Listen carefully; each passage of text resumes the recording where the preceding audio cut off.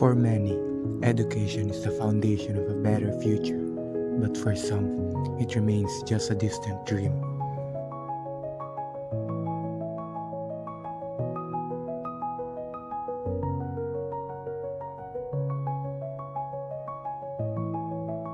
Every year, thousands of students in Mindanao drop out not because they lack determination, but because they lack the means to continue.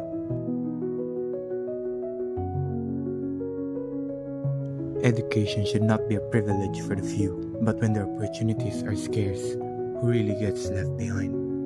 It's not about the education, it's about the access to healthcare, decent wages, and opportunities that should belong to everyone, not just those who can afford them.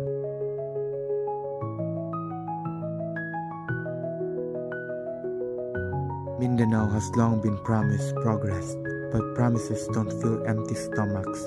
They don't send children to school, and they don't bring dignity to those fighting for survival.